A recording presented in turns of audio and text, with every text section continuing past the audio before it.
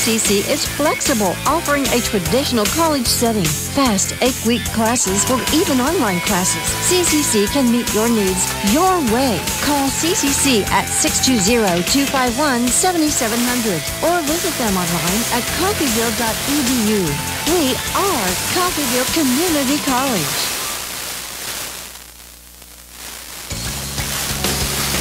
A celebration is in order every time CCC comes to play, and you can trust Gillum Liquor to back it up with an endless ticket filled with your favorite pick of ice cold beer, or choose something from the vast wine selection to help you relax and wind down after an exhilarating CCC game. Whatever your pleasure, Gillum Liquor is always in for the win. Gillum Liquor, 1713 West 8th Street in Coffeyville.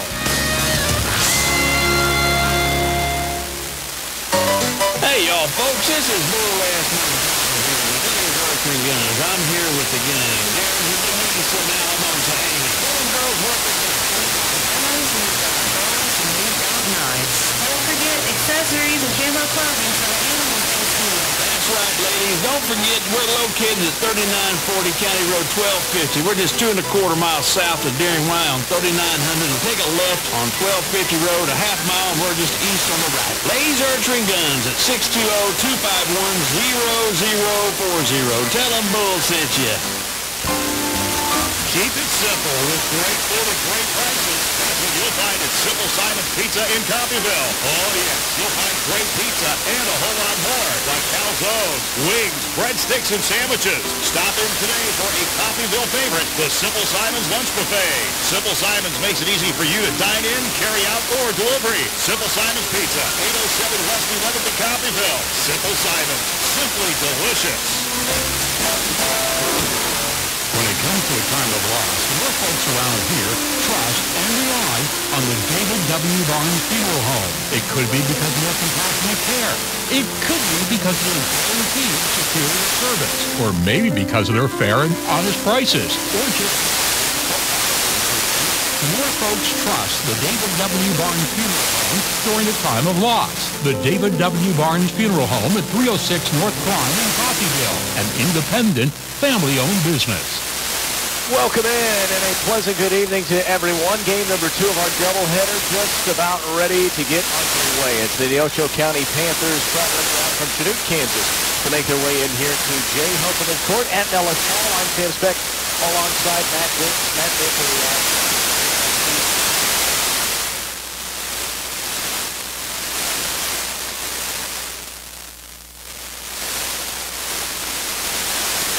.com. You'll open it up and find CCC TV. Also a big shout out to the sponsors tonight. Of course, Coffeyville Community College, Gillum's Retail Liquor, and Lay's Archery.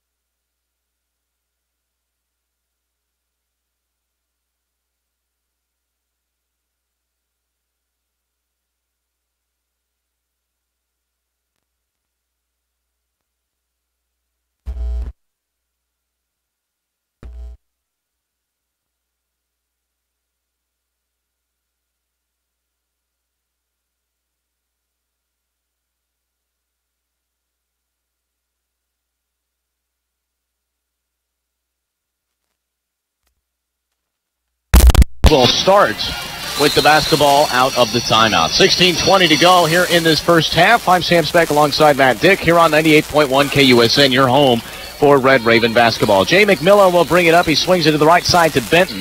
Neosho resets up on top with Relaford. He stands on the Jay Herkelman court, guarded very closely by Tevin Brewer.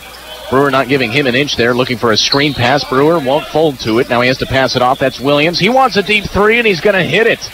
And Williams, as well as Neosho, finding some success from beyond the three-point line. 13-8, and quickly, here comes Coffeyville. Marvin Johnson beyond the three-point line. Now he drives into the paint. Floater, that one's on a little fadeaway. That's no good. And off of the missed jump shot there from Johnson, Neosho will come down with it. Bringing it, driving, toll-free, up and in, and taking it coast to coast. There is a redshirt freshman from Lawrence. And we've got ourselves a ball game to start this one. 13-10. Here is Brewer to reset. Manny Crump now up on top. Hands it to Benton. Benton thought about driving. Instead, will stick it beyond the three-point line. Goes to Queen on the low block. Queen's guarded closely, but he's going to still try and take it left hand. Turn around. Jumper up and in. Beautiful job. Keon Queen with a strong 2 points. Keon Queen 3 for 3 right now, and a couple offensive rebounds. He's playing very strong. And it's stolen by Brewer. Up and in off the inbound. 17-10, and Neosho will reset. And there's another inbounds pass. Gets it up to Toll-Free now. Toll-Free finds Benton. Benton in the corner for shot. That one's no good from three. Off of the miss, Marvin Johnson comes down with a nice defensive rebound and pressuring him and drawing the foul. Jay McMillan will be called with his first personal tonight, the second against Neosho. And you've seen you've heard that Tevin Brewer has done a great job doing that defensive pressure, staying at 5'9", or 5'8". You wouldn't think someone would be able to give that much defensive pressure, but already 2 steals on the game and just doing a great job keeping this Red Ravens defense up-tempo. Yeah, and I think 5'8" is even courteous at that. He is a very small guy out there on the floor right now, and man, what an influence he makes. He gets the pass now to Crump. He wants a three. The big man from downtown puts him up by 10. 20-10. Manny Crump has been known to step out from beyond the three, but he's better on the low block right there. We see his jump shot, making it 20-10. Coffeyville already starting to get on a run. Here's Neosho now trying to respond. That's Fisher. Fisher now gets it to Toll-Free. Toll-Free will drive and just shoves Benton out of the way, Brewer out of the way, and that one would be called a charge. So sometimes that size works for you as well as, again, being only 5'8" right there, it looked like he got thrown across the baseline, which definitely probably urged the foul call. I definitely saw a little bit more than a push. I saw a full tackle almost. Forearm, and you saw the ref kind of talking to Marvin Johnson because he kind of stepped in the way of Toll-Free, saying, hey, you're not going to mess with my guy. I definitely, understand the ref talking to him, but on the other hand, you got to do something about Toll-Free doing that. Yeah, here's Quan Marshall. Speaking of Quan Marshall, the next 5 make their way out. Some full 5-man substitution. That's Marshall, Hudson, Jones, Webster, and Mikkel Murray all into the ball game now after an impressive 20 points put up there by the starting 5 in the first 5 minutes. Tony Hudson finds a wide open 3, and he knocks it down. And the shooting parade continues. 23-10, Coffeyville is well on their way to a 45-point first half. They average about 80-90 points per game, and a foul due to the full court press there by Tony Hudson. Too much pressure put on. Questionable call right there. It looks like Coach Herkelman would like to kind of shade off the full court press, so they just will wait for him in a 2-3 zone. And the 2 losses Coffeyville has this year has been because they have not been able to shoot the 3 ball well. Well, this game they have came out stroking it from deep, and when they shoot 40% or better from deep, they beat their teams by 25 or more. Yeah, that's not a in belief either. That is an actual fact put on. Here's Neosho. Great pass, trying to get the slam. And won't get the slam, but will draw the foul there against Mikkel Murray, I believe it is. So Neosho did a good job of driving to the basket there. No, they're going to actually put it on A.J. Webster. So Webster's first foul tonight and the team's 3rd personal foul. That'll send Neosho to the free throw line as Arkell Williams, 6'7" sophomore out of Hemingway, South Carolina. The right-hander to the free throw line to shoot 2. First one is knocked down. Rattled around, but nonetheless hit the bottom of the net for a basket, 23-11. After those points there. You also mentioned in those 2 losses what Coffeyville did a lot as well, turn the ball over. In their loss against Seward, which was their last one right before the winter break, they turned it over 20 times in a ball game. You can't do that. And it was still a very good ball game, and yet Seward did get the win down there in Liberal. So the second one is knocked down. 23-12 is the score of our ball game. The inbounds from Quan Marshall. Little loop pass up to Jones, and he gets it right back to his point guard at center circle. Quan Marshall now sets up the offense, looks right. They get it down to Mikkel Murray. Murray now to Webster, down to the low block, driving up and in. What a forceful way to a layup right there. And Webster for an easy 2 points, 25-12. And Webster saying that 6'8", uses his size inside, getting a nice, easy 2. And here's the inbounds now. Finds Neosho up over half. Breaking that full court press pretty easily. Leads to a wide open layup. Well, not wide open, I should say, but an easier layup there for Fisher. And an easier 2 points, 25-14 with 12:50 to go here in the first half. Marshall will swing it to Hudson. They go point to point beyond the three-point line with Marshall, Hudson, and Jones. Jones gets it to Hudson. He wants a three. That's no good. Mikkel Murray gets the offensive rebound and the tip in. Mikkel Murray, what an athletic play to not only get the rebound while falling to the ground, but also put up the second shot and the points.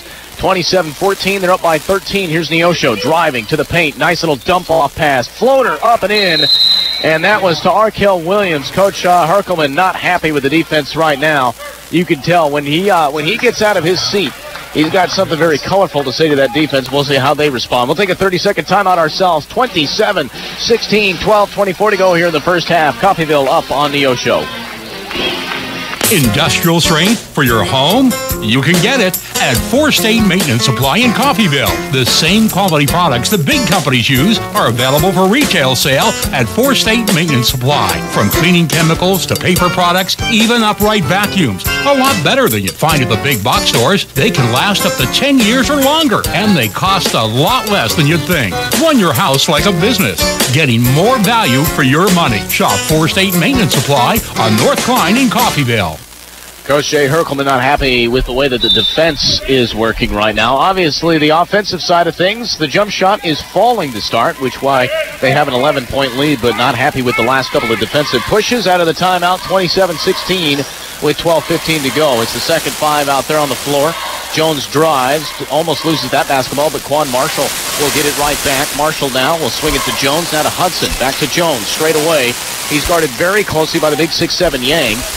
They shift now. Nice pass from Jones down to Murray. Turnaround up and in, and Mikkel Murray. That couldn't have happened without that beautiful pass from Anthony Jones. 29-16. And you've seen the court vision of Anthony Jones. He averages around 3 assists a game, but when he does, they're usually beautiful passes like that. They are forced into a double team. Here's Neosho. Nice give-and-go pass. Finds an open man on the low block. He can't handle it. He gets it back, though, draws the foul, and I think that's the second one against A.J. Webster. Either that or against Mikkel Murray. Both those guys down there making some noise, and it is Mikkel Murray on his first personal foul tonight. That's the team's 4th, and we'll send number 12, Arkel Williams, to the free throw line once again.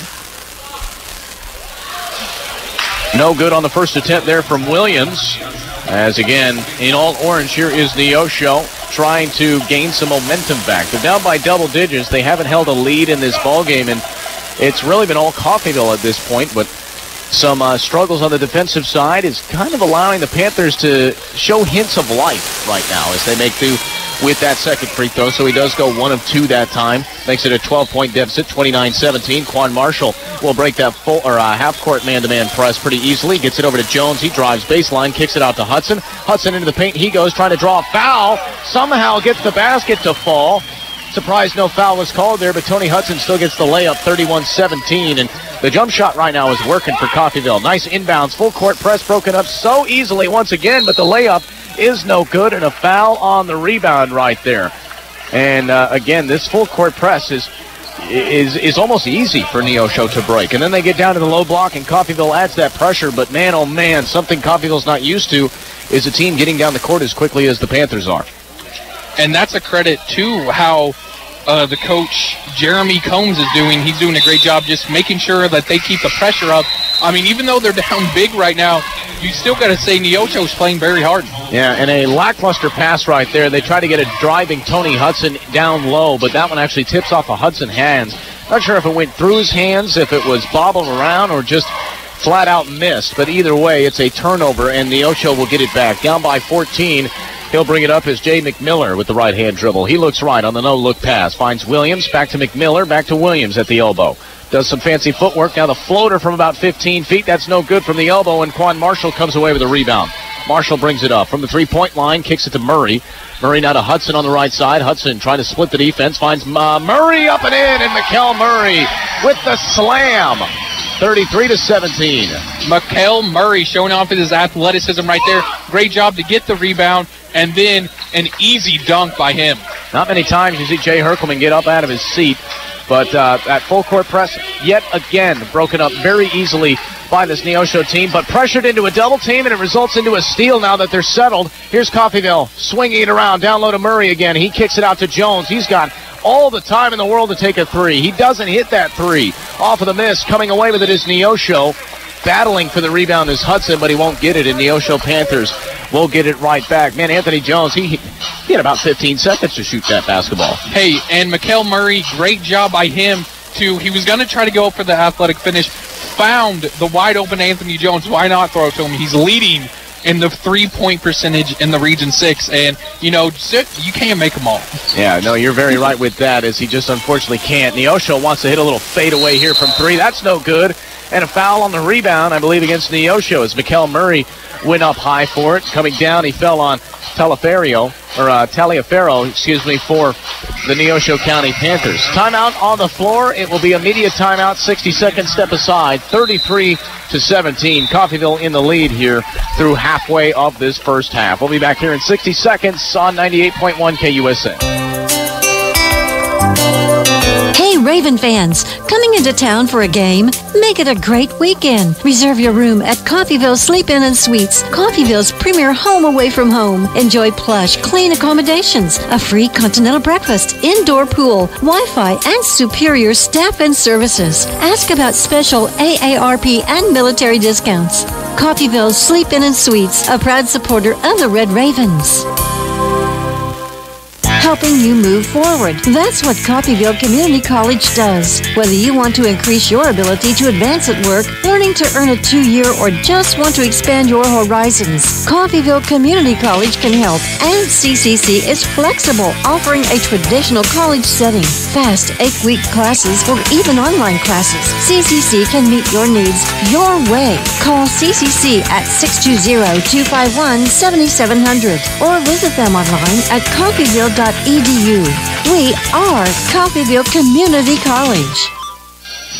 Halfway through the first half, Coffeyville in control. They're up 33-17 with 9:47 to go here in the first half of play. Obviously coming down and shooting and scoring, which has put them at 33 points. But right now struggling also to really keep Neosho out of this one. I don't want to discredit Neosho by any means, but again, the defense by Coffeyville is doing a lot of things wrong to keep the Panthers not within striking distance, but within reasonable distance right now of the Red Ravens. As here's Casey Benton. He'll start the offense for CCC. He's forced into a double team. Fires that one into Manny Crump into the corner as the starting five back out. Crump gets it to Brewer. He wants a deep three. That's no good. To an offensive board for Johnson. Johnson dumps it to Brewer. That one tips off his foot and goes out of bounds.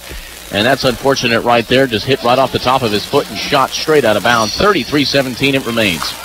And that was a great job by Marvin Johnson to get the offensive rebound, just trying to do a little too much for Tevin Brewer, and another careless turnover. Here's Neosho now. They'll bring it back down with Relaford. Relaford will swing it up on top. That's to Taliaferro. Taliaferro is no good from three. Off the rebound is the smallest guy in the court, Brewer. No look pass from Brewer to Crump. That one's up and in, and a nice layup to the big man, Manny Crump. Puts them up now 35-17. And again, the offense is there, and right now, obviously, starting to see the defense come alive. And that one tipped away on the full court pressure, and Marvin Johnson, Tevin Brewer threw him into a double team. And the pass off of McMiller's hands goes out of bounds, so Neosho will restart from the sideline. He'll get it right back in to McMiller. He shades left, standing on now to the Jay Herkelman side. Now he goes back up on top, forced into a double team, has to get it off to his teammate Williams. Williams hands it off to Relaford. He wants a three. That's no good. Down with the rebound is Crump. Crump dumps it to Brewer, and he'll get it up over half. Driving is Keon Queen off the pass, and the foul. And Keon Queen, you see his athleticism. First of all, a great job by Tevin Brewer to find him, but Keon Queen has been playing out of his mind recently, and that's something you did not see him do last year. It just uses pure athleticism. Now he is 4 for 4 and gets a great athletic dunk over the big man, Arkell Williams. He's 6'7", and he's definitely not a small guy. Keon Queen, great job by him. I'll tell you what, when he's got a full head of steam and he's got that momentum in front of him, just get the heck out of the way. And that's exactly what happened right there. Keon Queen driving, and the slam makes him puts him up by 20 now. So now with the defense starting to click and the offense continuing to knock down shots, Matt, it's getting a little out of hand here to start this one. And really, the one thing that Coffeyville has done really good for the first 5 minutes with that starting five, as we see in the rotation, is just hit deep threes and get this fast break started, and that's what they've done, and this is why they already have a 20-point lead with 8 minutes and 38 seconds to go in this first half. Keon Queen looking to make it a three-point play. Man, they're looking like they're having a lot of fun out there today. Obviously, some struggles defensively to start in that first 10 minutes, but these last few, they've been strong. Keon Queen makes it a three-point play, and what a strong first half that number 15 is having. Here's the full court pressure again applied by the CCC defense. That one's going to be lobbed inbounds. Will find his man. That's McMiller. McMiller will hand it off now to Relaford. And Relaford will restart the offense now here for the Panthers. Left side, looks left. He finds it back over to McMiller. McMiller's guarded very closely by Casey Benton, not giving an inch right there. Forced into a double team, though his pass finds down low to Taliaferro. Taliaferro gets it up top to Toll-Free. That's for three. No good. Off in the hands of Toll-Free. Rebound from Queen. Queen gets it now to Marvin Johnson. He drives up, draws the foul. Marvin Johnson does not hit the bucket, but he will be heading to the free throw line for a pair of shots. And at the beginning of the season, Marvin Johnson did not shoot from the line very well, but he's definitely raised his percentage up. A 73% shooter from the line, very solid. And let's see if he can get these two to go. Yeah, you're right. A guy that shoots so well from anywhere else on the floor should normally be above 70% throughout the beginning parts of the season. As he knocks down his first one there, he was in the mid-60s. Now he's at high 73% mark. And he knocks down 2 of 2, so he puts his team up now by 23 points. It's 40-17 with just under half to go in his first half of play. Neosho on the inbounds. Toll-Free will bring it up. Kicks that one out to his teammate. That's Relaford. Relaford now will reset the offense on that far side. He's guarded very closely by Benton. The left-hand dribble makes his way towards the center, driving straight away on the key. That one flies out of his hands. And they're going to say it tipped off of the Red Ravens last. It was an obvious play. As he was walking into the paint right there, it hit off his knee and was basically punted out of bounds. Nonetheless, they say it hits off of CCC last. Another missed call by these officials here tonight. And the inbounds now finds Neosho for a quick 2-shot, and that one's up and in by Taliaferro once again. He makes it now 40-19. And doing anything they can to just keep themselves in this ball game. Here's the pass now to Marvin Johnson. He wants a three with the hand in his face. Marvin Johnson, unstoppable, 43-19. It doesn't matter what level of defense he has on him, as Brewer now steps in front of that pass and takes it away. CCC with the steal. They'll kick it out to Benton. Benton into the corner to Johnson. Back up on top to Benton from three. That one's from deep. No good. And off of the miss there, coming down with the rebound is Relaford. So Neosho, my goodness, just trying to do anything, including a three-point shot here. That one's knocked down from Taliaferro. And if you're the Panthers, get him the basketball at this point. CCC running away with it, but Taliaferro knocking down 5 of the last 5 Panthers points, 43-22 after the tray there. Down low to Queen. Queen's guarded very closely by Taliaferro. What kind of defense can he supply? That one, and a charge put down. It's going to be against Keon Queen, and again, I know it's a blowout here, referees, but that is not a charge right there. Taliaferro's legs clearly in movement of that one right there. And Matt, I don't know, did you see him get set? I saw nothing but movement on their way into the paint. And I completely agree with you. And one thing, Keon Queen's been playing good. You can't let that get to you. That's something that he's matured on this year. Let's see how he plays the rest of the game. And here is Neosho now in response after that foul. They'll get it to Benton. Benton will hand it back off to Taylor. Taylor now to Taliaferro. Wide as well. Keep it with him. He's had a hot hand. Yang back to Taliaferro in the corner. Nice little jump fake. Finds a wide open three, and he hits another one. Taliaferro. The last 8 points for Neosho has been off his hot hand from beyond the three. 6:30 to go in this first half. 43-25 it becomes after the three-point play. Marvin Johnson now will drive into the paint. He goes, kicks it out to Crump. Crump back to Johnson, left side. In the corner, Johnson he's driving into the paint. Floater, that one's put up from 10 feet, no good. And down with the rebound, here is Neosho. Bringing the basketball up is Taylor. Taylor now slows it down. He stands on the Jay Herkelman sign right in front of us as he now drives straight away. Looks left, down to the low block he goes. Nice little jump fake up and in. Davion Benton with an easy 2 points. And look at that, Neosho on a run. Results in a timeout taken by the 24-year head coach, Jay Herkelman. 43-27 is our score. Coffeyville still in command, but Neosho doing everything they can to stay at least in this ball game, at least within not striking distance, but at least competitive. 43-27 back here in 30 seconds on 98.1. A celebration is in order every time CCC comes to play, and you can trust Gillum Liquor to back it up with an endless cooler filled with your favorite pick of ice-cold beer, or choose something from the vast wine selection to help you relax and wind down after an exhilarating CCC game. Whatever your pleasure, Gillum Liquor is always in for the win. Gillum Liquor, 1713 West 8th Street in Coffeyville.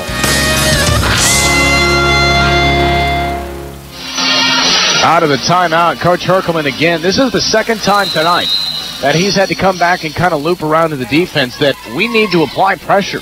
We need to not allow them to break that full court press and get easy baskets. It's not like Neosho's beating them with a jump shot besides one player, and Taliaferro, who's knocked down some good threes as the inbounds now finds Casey Benton, almost taken away. Benton kicks it out to Johnson for three, and just like that, the momentum that Neosho may have had is squashed by the sophomore Marvin Johnson. Full court pressure is broken up pretty easily there by the Panthers. They'll swing it around. Yang now will drive. Baseline. That one's tipped out of his hands, and actually they're going to say it slipped out of his hands. Not tipped off a CCC last, so Red Ravens will get the basketball right back. But I'll tell you what, you got to commend the Neosho Panthers right now for they're down by almost 20 points, but they're still staying competitive.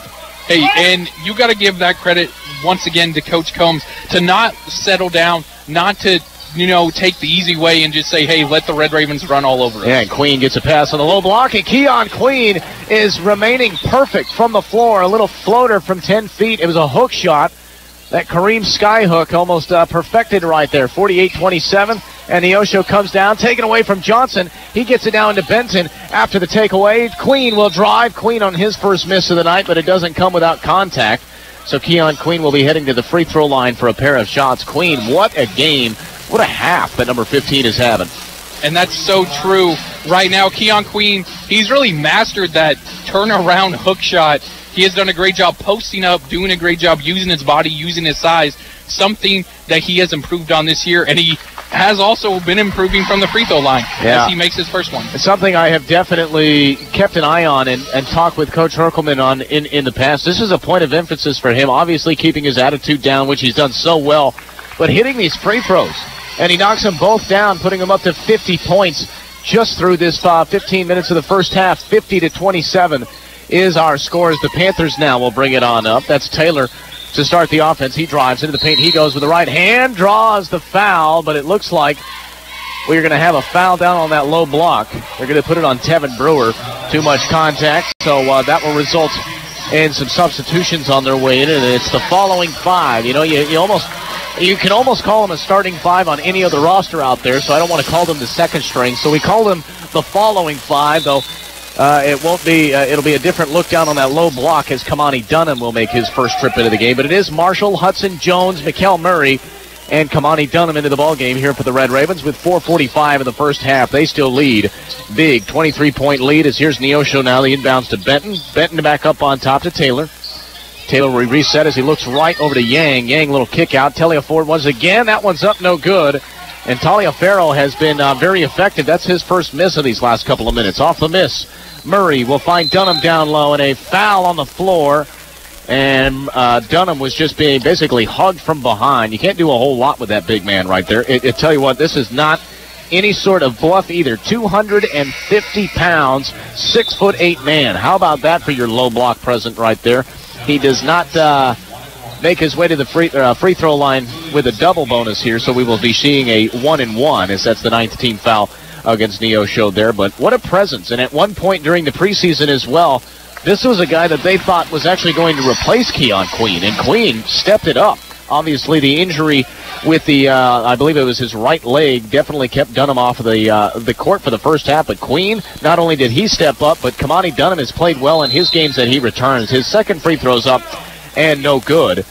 But off of the miss there, they will have a foul on Tony Hudson off of the rebound right there. And that will result in a 1-and-1 as both teams now into the bonus.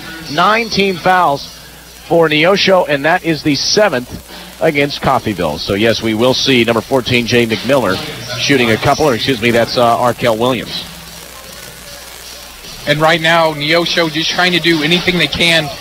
Great job by Williams to try to get that offensive board, and Tony Hudson, great effort as well as Williams misses it, and Jones with the rebound. Yeah, good job there by Jones to rip that one out of the air. Gives the possession right back without giving up any points. 4:15 till we head to halftime. Stick around with us at halftime. We'll take an extended break, come back and break down the first half statistics of this one. And I would imagine they're being pretty prolific. 51 points scored through the first 16 minutes. How does Coffeyville finish this first half, and how does it look on paper when we get there? Nice passing. Hudson will kick it out to Marshall. Marshall drives to the elbow, finds Jones beyond the three-point line. He takes it in, trying to find Kamani Dunham. But Kamani Dunham and Jones weren't on the same page. The only thing was also there was only 1 second on the shot clock left there. So if you were Jones, maybe instead try and pull up for a jumper there from the elbow. Either way, it results in a turnover. Panthers will bring the basketball back up for Neosho. That's Benton. He finds his man Fisher. Fisher into the corner to Taliaferro. Taliaferro's pass. That one goes from point to point. He tries to go from one corner to the next, and it's tipped off of the hands of Mikel Murray and out of bounds. So Neosho hangs on to it from the far sideline. On the inbounds here, Neosho back up on top. That's Taylor to reset. Taylor near center circle. Now he peers off to the right, finds Yang. Yang's guarded very closely by Murray. Still beyond the three-point line, and a carry is called. A dribbling infraction there on Jaemin Yang, 6'7" freshman out of South Korea. So a mistake there results in a turnover. 3.5 minutes until we call it halftime here, and Quan Marshall will bring it back up for Coffeyville. Peering off to the right side. Now he goes back towards the central area of the court. Looking to the far corner to Jones. Jones back to Hudson. Into the paint he goes. Kicks it out. Drive of the kick to Marshall for three. Quan Marshall knocks it down. 54-27. And just like that, they have doubled the score of Neosho County. Full court press put on here by Red Ravens. They break it up pretty easily as Yang will get it up now for the possession of the Panthers. Gets it back to his point guard, James Taylor. Taylor on the Herkelman side. Now driving towards the center part of the circle. Down low to the low block. He goes into the paint and denied, but didn't come without contact.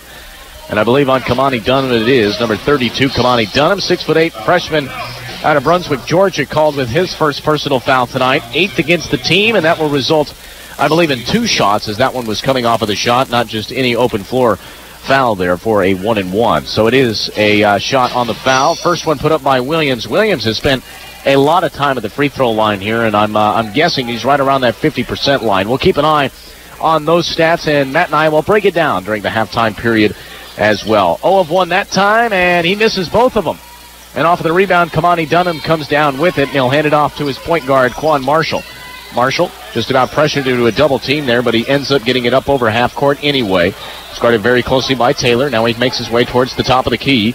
Over to Jones. Jones down low to Dunham. Dunham turnaround jumper up and in, and a nice hook shot there from Kamani Dunham. We've seen it perfected by Keon Queen, and now we see almost a passing of the torch to the freshman Kamani Dunham right there. He did a great job. Makes it 56-27. Full court pressure is felt by Neosho. Tipped out by Anthony Jones and out of bounds. Jones was trying to argue to say that it hit off the Panthers last, but it did hit off of Jones and goes out of bounds. Sideline inbounds now. We'll get it into Fisher, and Fisher drives. Too much contact there, and that will be another foul against Tony Hudson. So that is the 9th team foul. Tony Hudson's second, I believe, and that will result in yet another 1-and-1. This time it's Cy Fisher, 6'1" freshman out of Savannah, Georgia. And right now, Neosho just doing a good job applying pressure. Even though they're down big, they're still playing hard and doing a good job getting to the line. They're just not converting right now. Yeah, and unfortunately, that is Hudson's 3rd foul, so that makes his way to the sideline right there. He's probably the only player on either team really in foul trouble to start. That brings Marvin Johnson back out, and Fisher does hit the first free throw. His second one is up and knocks it down. So number 5 there makes it now 56-29. Quan Marshall gets the inbounds. He finds Jones. Jones, nice little skip pass to Murray. Murray drives all the way to the hoop, up and in, off the glass. And that's just too easy. Mikel Murray with an easy 2 points makes it 58-29. It was 2 good passes, and then just the speed and the strength of the big man Murray resulted in the easy points there. Now here's Neosho driving. That one's up. No good off of the layup attempt there. You got to appreciate finding the lane, but now it's a 2-on-1 to Jones. Up and in off the reverse layup. And Anthony Jones make that one look easy. 60-29 with $1:45 to go in this one. How about this? You know, I was surprised in the pregame that Danny Marcuzzo said this team would win 105-65. Now at this point, I'm not doubting him. I'm really not. Missed three-point opportunity there by Neosho, but an offensive rebound by Yang. That one's put up. No good either. Missed layup off the hands of Yang, goes out of bounds off of Neosho last, and Coffeyville gets it right back. But a bold prediction may turn into reality at this point. Coffeyville has come to shoot tonight. Is it really a bold prediction? When we play at home, we're actually undefeated at home. Oh, yeah. We're doing a great job right now just scoring the basket. Our average at the half is 60, so we already hit that. There's no telling how much this league can go by, but we still got to play strong, and we can't make silly mistakes. That's Mikel Murray, the athletic layup, does a great job of getting it to go, and we'll send him to the line. How about that? Yeah, Mikel Murray getting a nice dish off the hands of Anthony Jones right there, and then McMurray, all he had to do was one good step to his right, found some separation, and found the 2 points. Then he drew the foul, made the basket, and he'll be heading to the free throw line for 3 fouls. That also pushes number 12, Arkel Williams, into foul trouble. He's at 3, so him and Tony Hudson both with 3 fouls. It also puts Neosho at 10 personal fouls through this first half, so Coffeyville fully into the double bonus now. Off of the miss, though, Murray, the worst free throw shooter on the team. That brings it down. Kamani Dunham on the denial. Thought about a layup instead. It's coming down, Marvin Johnson. And this place explodes. Marvin Johnson on the respond dunk. Kamani Dunham with the initial block, and then from coast to coast, the sophomore Marvin Johnson with authority. 25-point lead, or almost a full 30-point lead up to this point for Coffeyville. Now dishing it around, here is Neosho. Up on top to Taylor. Taylor to Yang, little jump fake. Now he does want a 3. Yang off the side of the backboard, no good. And Johnson comes away with the rebound. Johnson to Murray, to Jones. He wants a 3. Jones from deep, knocks it down, 67, 29, 20 seconds to go. And that shot clock is dead. So this really, if the Panthers hang on to it, will be the first half. 67-29. I don't think dominance is a good enough word to describe this first half. Here's 5 on the game clock. Hands it back over. That's Adup. Adup will drive into the paint. He goes up and in as time expires. 67-31 after 1 half of play. Wow. What a display of offense by the number 5 team in the country, the Coffeyville Red Ravens. Obviously some areas to work on defensively to keep Neosho out of the paint. Also keep avoid Neosho from breaking that full court press as many times. We'll break that down in the halftime report here on 98.1 KUSN. For now, we will take an extended break aside. When we come back, again, we'll have a more descriptive version of the statistics as well as recap that first half, even though I don't know how much recapping we could do. It has been a dominant performance, and then we'll give you keys to the second half on a far-fetched comeback and what Neosho might have to do to get back into this one, and what the Coffeyville Red Ravens will have to do to just coast to victory and make it an easy 21st victory on the year. That's Matt Dick. I'm Sam Speck. We're taking an extended step aside. When we come back, we'll break down the first half here on 98.1 KUSN. CCC at the half, up 67-31. Hey, y'all, folks, this is Bull Ass Montana here with Lay's Archery Guns. I'm here with the gang, Derringer, Denise, and Alamosa Amy. Tell them girls what we got. We've got guns, we've got bows, and we've got knives. Don't forget accessories and camo clothing so the animals don't see you. That's right, ladies. Don't forget we're located at 3940 County Road 1250. We're just 2¼ miles south of Deering Y on 3900, and take a left on 1250 Road, a half mile, and we're just east on the right. Lay's Archery Guns at 620-251-0040. Tell them Bull sent you. Keep it simple with great food at great prices. That's what you'll find at Simple Simon's Pizza in Coffeyville. Oh, yes, you'll find great pizza and a whole lot more, like calzones, wings, breadsticks, and sandwiches. Stop in today for a Coffeyville favorite, the Simple Simon's Lunch Buffet. Simple Simon's makes it easy for you to dine in, carry out, or delivery. Simple Simon's Pizza, 807 West 11th in Coffeyville. Simple Simon's, simply delicious. When it comes to a time of loss, more folks around here trust and rely on the David W. Barnes Funeral Home. It could be because of their compassionate care. It could be because of their guaranteed superior service, or maybe because of their fair and honest prices, or just maybe for all of these reasons, more folks trust the David W. Barnes Funeral Home during a time of loss. The David W. Barnes Funeral Home at 306 North Klein in Coffeyville, an independent, family-owned business.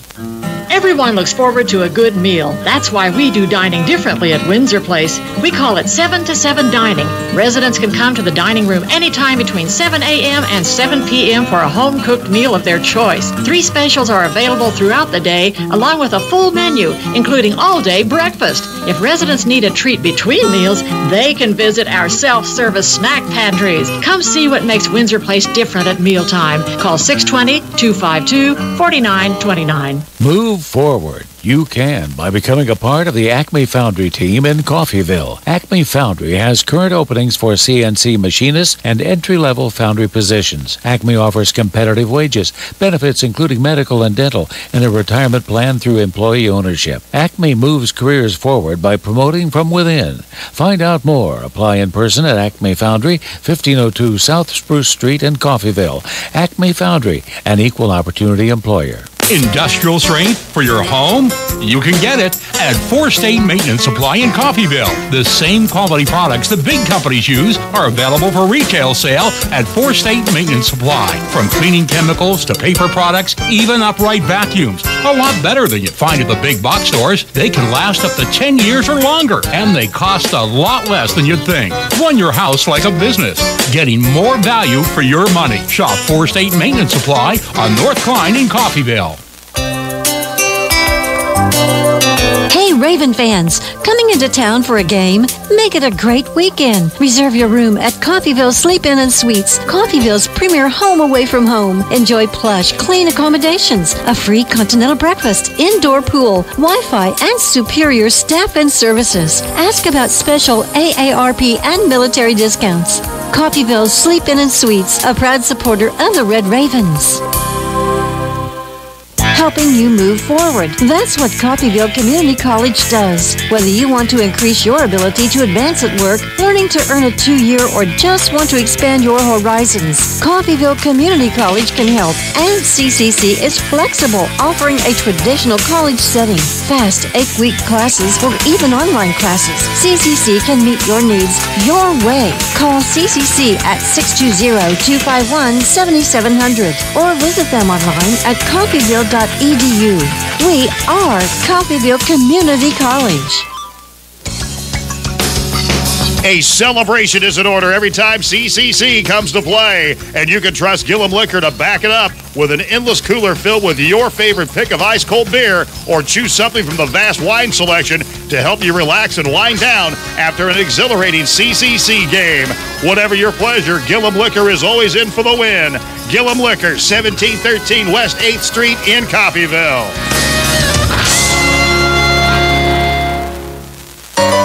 Hey, y'all folks, this is Bull-Ass Montana here with Lay's Archery Guns. I'm here with the gang, Derringer, Denise, and Alamosa Amy. Tell them girls what we got. We've got guns, we've got bows, and we've got knives. Don't forget accessories and camo clothing so the animals don't see you. That's right, ladies. Don't forget we're located at 3940 County Road 1250. We're just 2¼ miles south of Deering Y on 3900, and take a left on 1250 Road, a half mile, and we're just east on the right. Lay's Archery Guns at 620-251-0040. Tell them Bull sent you. Keep it simple with great food at great prices. That's what you'll find at Simple Simon's Pizza in Coffeyville. Oh, yes, you'll find great pizza and a whole lot more, like calzones, wings, breadsticks, and sandwiches. Stop in today for a Coffeyville favorite, the Simple Simon's Lunch Buffet. Simple Simon's makes it easy for you to dine in, carry out, or delivery. Simple Simon's Pizza, 807 West 11th in Coffeyville. Simple Simon's, simply delicious. When it comes to a time of loss, more folks around here trust and rely on the David W. Barnes Funeral Home. It could be because of their compassionate care. It could be because of their guaranteed superior service, or maybe because of their fair and honest prices, or just maybe for all of these reasons, more folks trust the David W. Barnes Funeral Home during a time of loss. The David W. Barnes Funeral Home at 306 North Klein in Coffeyville, an independent, family-owned business. Everyone looks forward to a good meal. That's why we do dining differently at Windsor Place. We call it 7 to 7 dining.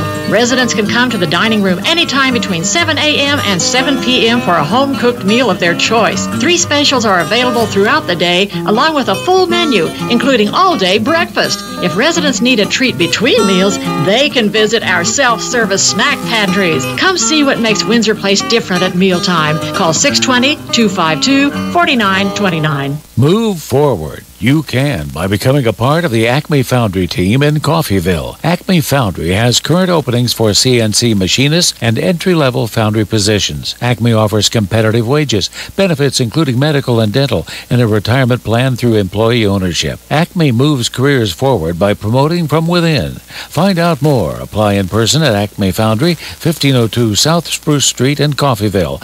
Acme Foundry, an equal opportunity employer. At the half, Coffeyville with a commanding lead back on J. Herkelman Court here at Nellis Hall in game number 2 of the doubleheader against Neosho County Community College. And wow, what a dominant first half. We'll go ahead and break it down here in just a few short minutes. For now, we'll give a big shout out to our sponsors making tonight's game a possibility. Coffeyville Community College in partnership with CCC Television tonight. You can find that link on our website at kggfradio.com underneath the sports tab. And you can watch the live stream, again, provided by CCC Television. Gilliam's Retail Liquor, Blaze Archery and Guns at Community State Bank. A big shout-out to them for making tonight's broadcast a possibility, as well as Simple Simon's Pizza, the David W. Barnes Funeral Home, and Windsor Place Nursing. And then the final 3, but not the least final 3, Acme Foundry, Fourth State, and Sleep Inn and Suites. A big shout-out from all of our sponsors for making these broadcasts a possibility all through 2018 and 2019. Well, let's go ahead and break down this first half. It was dominant, to say the least. And when I say these numbers, you're not going to believe me, but they are correct at this point. Coffeyville currently, through the first 20 minutes of play, is shooting 77% from the floor as a team. They are 27 of 35. Again, many might not believe me. This is a 50% shooting team on the year. 22 games, they are 50-50. So whenever they put up a jump shot, regardless of where it is beyond the floor, not beyond the three-point line, obviously, but where it is on the floor, they are 50% shooting team. Tonight, 77% from anywhere on the floor. They're 6 of 10 from three-point land, which is right around their average, as they are 60% there, and they're shooting a little bit better than average from the free throw line tonight at 6 of 9, which puts them just shy of 80%. You can thank Keon Queen for a good chunk of that, Marvin Johnson as well, and those are your 2 leading scorers through the first half. Marvin Johnson with 15, Keon Queen with 13, but the big thing about Keon, he is perfect from the floor. 5 of 5 from around the floor, 3 of 3 from the free throw line, as I had mentioned, and he finished with 2 rebounds in that first half. He did turn the ball over a couple of times, as well as he did give himself a personal foul. But the only one really in foul trouble is Tony Hudson with 3, as Coffeyville kept it to a limited only 9 personal fouls through that first half. So Neosho was in the bonus, but it wasn't until late. Now Neosho, they're not shooting bad at this point. In fact, 44% from the floor is a pretty good number, but only having 25 shots put up, 11 of 25, that's not a whole lot of point production there. So a good percentage of getting those baskets in. 44% there, 36% from beyond the three-point line, and 11 shots put up from 3. So right now, Neosho is relying on the three-point ball, as well as their leading scorer, Jack Taliaferro, with 2 of their 4 3 points is coming from there. He's got 8, same with Arkel Williams. Both of them have 8 points. Those are the leading scorers for Neosho through the first half. But what an interesting one, because again, defensively, Coffeyville, they could have played better. Believe it or not, they really could have played better in that first half defensively.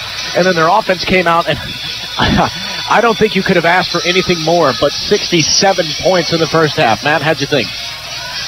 Well, like you said, besides their defense, which really their defense is still doing amazing. Yeah, they're playing great, but some areas need to improve for sure. It's just the full court press. Herkelman did not like how easy Neosho was breaking that, and they really shut that down quick. The guy that has impressed me the most, that I've been saying this almost every game, Keon Queen. Almost every time we say this, he has done great job being the main man, and he has been perfect from the field a lot of times at the half. So, like we said, 13 points for him, only 2 rebounds. He needs to get those up if he wants to be a little bit more dominant down low.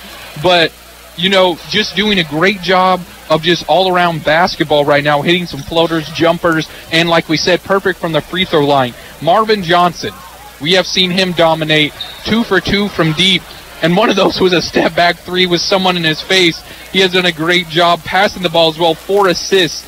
Now, one other thing to mention about this team, Neosho only has 7 rebounds. Coffeyville has 20.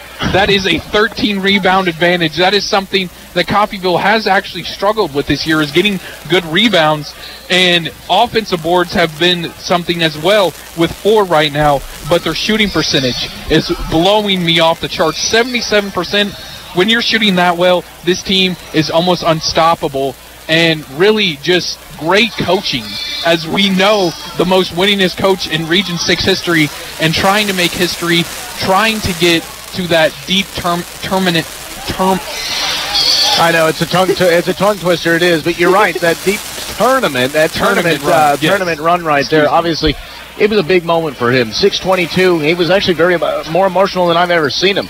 We'll be over here on the sidelines up by 65, and yet the defense still does something wrong and poses into a timeout. So you know he is so focused within the 40 minutes that are on the floor. But you're right. He is focused right now on a deep running tournament team. And with a performance like this, you got to believe, because, again, Neosho County did not come in really posing as a threat. But the way that Coffeyville is dominating this game really shows the strength of their roster. And it's everyone on the board right now, really. It is. There's a lot of players still. They had 4 in triple digits last time.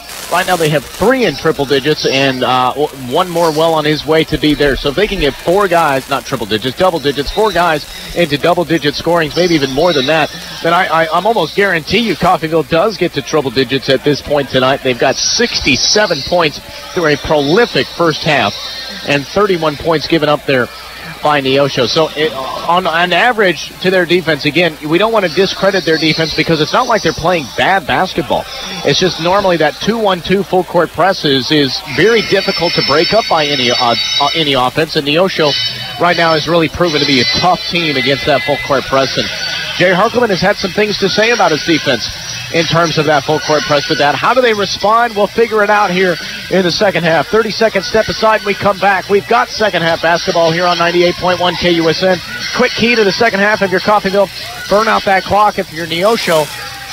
I'm talking 3 after 3 after 3. You got to figure out some way to get back into this one. We'll be back in 30 seconds with the second half. Industrial strength for your home? You can get it at 4 State Maintenance Supply in Coffeyville. The same quality products the big companies use are available for retail sale at 4 State Maintenance Supply. From cleaning chemicals to paper products, even upright vacuums. A lot better than you find at the big box stores. They can last up to 10 years or longer, and they cost a lot less than you'd think. Run your house like a business, getting more value for your money. Shop 4 State Maintenance Supply on North Klein in Coffeyville. Welcome back. Let's get ready for second half basketball on your home for Red Raven Athletics. It's 98.1 KUSN alongside Matt Dick on Sam Speck. Happy to have you along with us for game number 2. Game 1 of the doubleheader went to the ladies. The Lady Red Ravens started the night off right. 80-69. They got the win over a very similar Neosho County Lady Panthers team. That was a fun, even game, and then a nice fourth quarter really separated things for the Lady Red Ravens. They get to win in game number 1. Coffeyville right now putting a double spot up on Neosho. They are up by 36 points, 67-31 after the tip going to Keon Queen in the first half. Neosho will start here in this second half. Again, that's Matt Dick. I'm Sam Speck. Happy to have you along with us on 98.1 KUSN. Neosho in their all orange road uniforms. They're moving from left to right here in this second half to start things. They'll swing it around. They want a 3 to start things. That's Fisher. He misses everything off the air ball. The rebound by Crump. Dumps it off to Brewer. Brewer now driving, going coast to coast. Tips that one out to Benton. And a bad pass. No, they're actually going to say that pass was tipped. So it did look like a bad pass off the hands of Brewer straight out of bounds, but they are going to say it was tipped. And now a little meeting by the officials. They are going to say Neosho did not hit that basketball. So just kind of a flagrant pass there by Brewer gives it right back.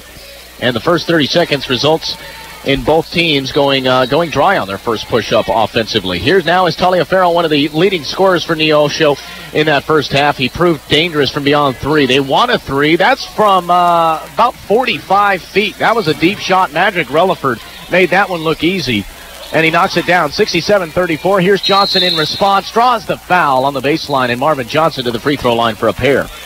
And Marvin Johnson in that first half, Of course, he had 15 points. That's what he averages on a normal game basis. At home, he scores out. His averages on scoring is 25 points a game at home. He's doing a great job from the free throw line as well. Doing 3 for 3. Let's hear if we can get these go. And there's the first one as Marvin Johnson will knock down the first one. You're right. I'll tell you what, at home this year, prolific. They are 11-0 at home, and then they are 3-0 within their mid and beginning of the season invitationals at those neutral sites. That one's no good off the hands of Johnson there, so he does go 1 of 2, but dominant here on Jay Herkelman court as they are 11-0 on the year, trying to go to 12-0 with a good win here. That one's driven, but it's denied. Marvin Johnson on the block.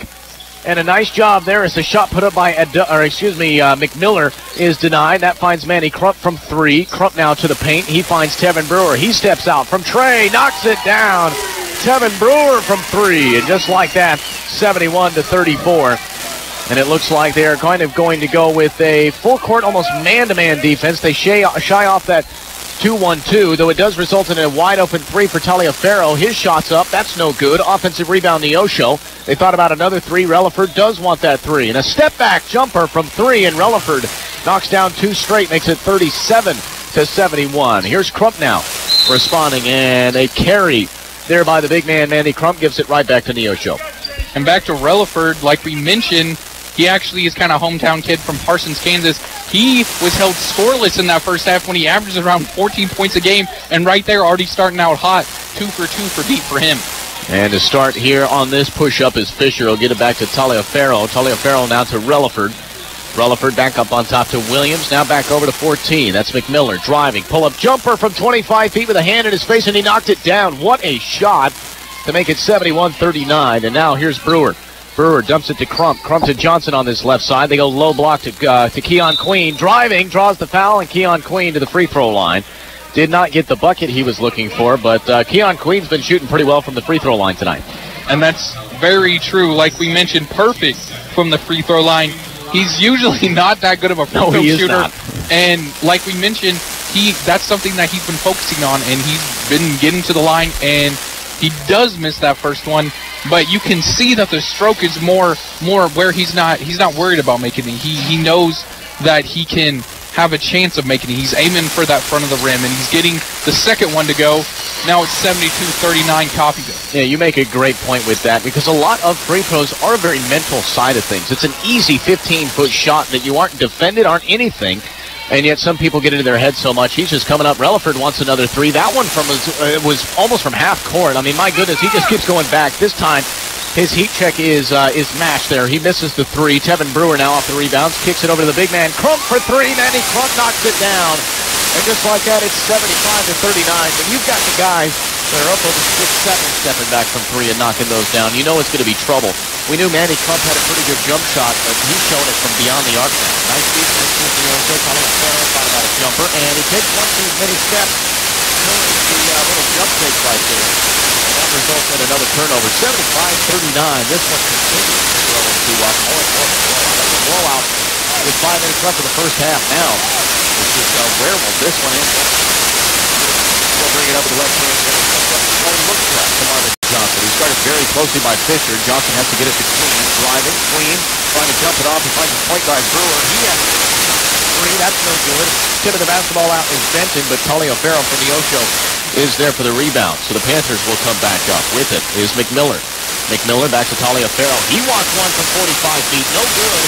And I'll tell you what, you got to appreciate the penetration defense if the opposing team is shooting it from that distance. Off the rebound, Benton will bring it up, trying to dish it down low to Queen, Crump. That one's up no good. Queen on the offensive rebound. That's no good either. He gets it again. Queen is up and fouled. And Keon Queen will head to the free throw line now. And lots of contact between him and Jay McMiller. Jay McMiller, I think, may have gotten an elbow and arm to the face there as he's wincing kind of at his eyes. Nonetheless, Queen is allowed to kind of force his way with those elbows right there, which is exactly what happened. And off the rebound, Keon Queen will head to the free throw line for a couple of them. They were tangled up, they were grabbing each other, and Keon Queen is trying to explain himself. Either way, he's not at fault. He'll be shooting 2. First one is knocked down. And still a great performance from him tonight. Like we mentioned, time and time again, Keon Queen proving himself as a solidified starter. Like we said, He didn't start a lot at the beginning of the season, was a little upset about it, and now he's definitely well on his way to starting the rest of these games. Yeah, you got to fight your way into a starting lineup for Coach Jay Herkelman, and the steal was actually called a foul there against Casey Benton, so he gets called on the reach against the sophomore right there. But you're right, with Manny Crump, Mikkel Murray, and A.J. Webster playing as well as they did at the beginning of the year, they used them down on that low block. Webster 6'8", Murray 6'6", so they bring similar size as to what Keon Queen does, but he battled his way back into that starting five. Jumper from Neosho is no good from the free throw line. 2-on-2 opportunity. Here's Johnson. Bounce pass to Benton. Benton recovers as that one's heading out of bounds to Brewer. Drives, draws the foul, and Tevin Brewer to the free throw line for a couple of shots. What a pair of passing right there. Casey Benton was well on his way out of bounds. Found Brewer, and Brewer now kept the play alive and will be at the free throw line for 2. And that just speaks to how well this team is in sync. Casey Benton, he is a starter. He doesn't get the points that he did last year, but he's doing a great job as a team player, moving the ball around, getting good assists. And Tevin Brewer, using his strength at 5'8", going down low as he makes that free throw shot, going down low and getting the contact plus the foul. You don't want to foul this guy. 98% free throw. I was going to say, regardless of how many times, he averages about 2 to 3 trips per game, and he is above 95%. Not the guy you want there, though. He does hit that one right there. I may have jinxed it as the coaches look over, may have jinxed that one right there, but a missed opportunity to continue with that percentage, but still keeps the points well in Coffeyville's favor. They're almost up by 40 here. 78-39 is the score as Neosho now will bring the basketball down. They want a 3 with a hand in his face. That one's put up, no good. Keon Queen, great defense, but an offensive rebound's put up. That one is no good off of the shot, but it will result in a foul, shooting foul, so 2 from the free throw line upcoming here. As we'll see Neosho's number 1, Davion Benton, to the free throw line, the sophomore out of Chicago, Illinois. So now Benton to shoot 2 here. Initially at the start of this game, thought that one might be a tongue twister, but thankfully he's not number 2, no doubt about it, as Davion Benton does hit his first one there.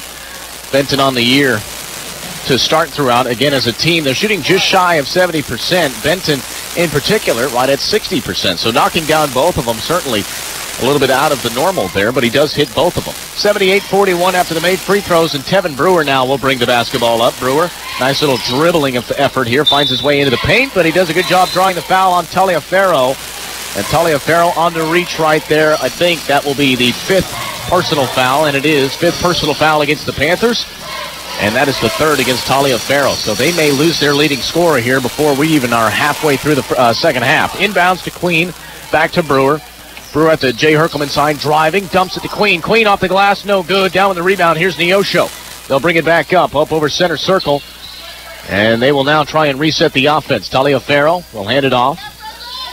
That's Toll-Free back up on top to Benton. Benton hands it off to Yang. Yang back down to Taliaferro. Taliaferro over now.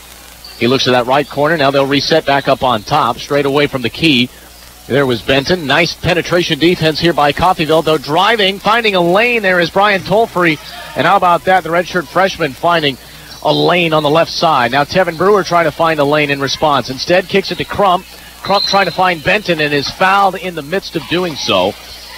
And with that, we will have the secondary 5 on their way out there. Quan Marshall, Mikkel Murray, Tony Hudson, A.J. Webster, and Anthony Jones into the ball game.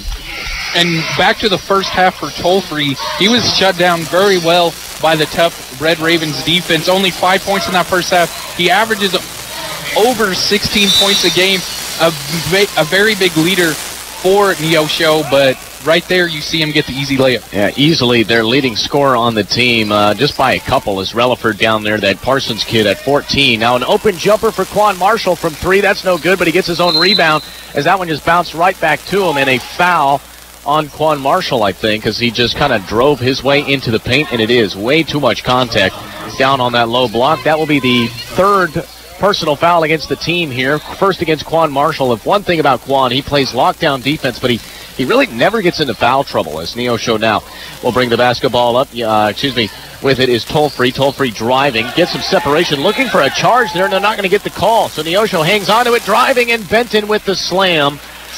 And certainly a rightful charge missed there on that call. But again, both of these officials, or all of the officials, I should say, missed calls are going for both sides. At least we're getting some fair officiating tonight. As Quan Marshall will get it now to Jones. Jones straight away at the top of the key. He goes right now. Jones in trouble, so he has to get it to Webster. Webster finds some separation, kicks it now to Marshall. Marshall drives, and he's fouled on his way towards the paint.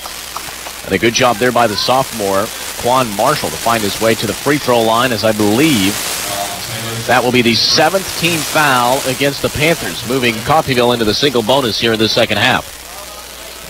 And Quan Marshall, great job to go up there with authority, trying to draw the foul, and he did a good job of that, as he doesn't get any of them to go. Yeah, the first end of the 1-and-1 is no good. Down with the rebound is Toll-Free, and Toll-Free will come up.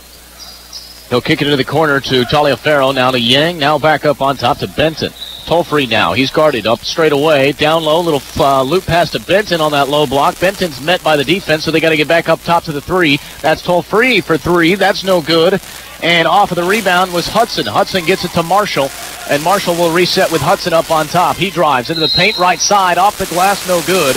And Tony Hudson heading to the free throw line for a couple of shots here. Hudson is a great shot from beyond the three-point line. We don't normally see him drive, but a good job there to draw the foul. And that's so true. Tony Hudson usually spots up from deep, but we've seen him convert on a very tough and one opportunity. And right there, using his athleticism to get down low and to get the first one to go. Yeah, speaking of it, 43.5% from three-point land finds him in the top three within the eastern standings of the KJ Triple C up there. And the only other two players above him are his own teammates, Tevin Brewer and Anthony Jones. Knocked down the first one and off the back of the rim, but he gets his own rebound up, and the foul, and one. Tony Hudson. So he turns what potentially could have been a two-point play now into a potential four-point play with the foul and the bucket there. So getting his own rebound off of a missed free throw and then hitting the layup and drawing the foul. That'll bring Cy Fisher out, as that is the fourth foul, I believe, against James Taylor. Is it me, Sam, or did it look like he almost planned to do that? He said, hey, I'm going to miss the second one and get the rebound and go back up to get some more free throws. I guess so. I'm not exact. I mean, but it hit perfectly off the back of the rim and straight to him. You are right with that. 82-45 is the score. 13:25 to go in this ball game. Relaford now, he's pushed into a double team, so he's got to get it back up top to Benton. Benton driving. He kicks. Toll-Free. Toll-Free actually with that personal foul a moment ago. He's at 4. He drives. Baseline up and in. And finally starting to see the redshirt 6'5" freshman show some signs of scoring, as he was silenced in that first half. Toll-Free gets the bucket there, 82-47. They go down low to Webster now here for Coffeyville. Low block, gets it back outside to Hudson, as he had nowhere to go. Hudson to Webster. He's money from there. That's no good from 25 feet. And normally, again, a great deep two-point shooter is A.J. Webster. He can't hit that one, 82-47. The score remains.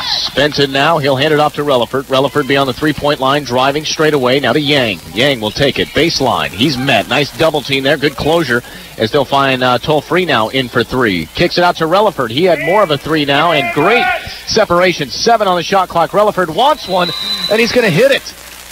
Relaford from about 40 feet. How about that? 82-50 is our score. Timeout on the floor. We'll take one ourselves here on 98.1. 30-second timeout, or excuse me, full timeout on the floor over there for Coach Combs. We'll be back in 60 seconds ourselves. 32 points is what Coffeyville leads by. Back in a minute on 98.1. Hey, Raven fans, coming into town for a game? Make it a great weekend. Reserve your room at Coffeyville Sleep-In and Suites, Coffeyville's premier home away from home. Enjoy plush, clean accommodations, a free continental breakfast, indoor pool, Wi-Fi, and superior staff and services. Ask about special AARP and military discounts. Coffeyville Sleep-In and Suites, a proud supporter of the Red Ravens.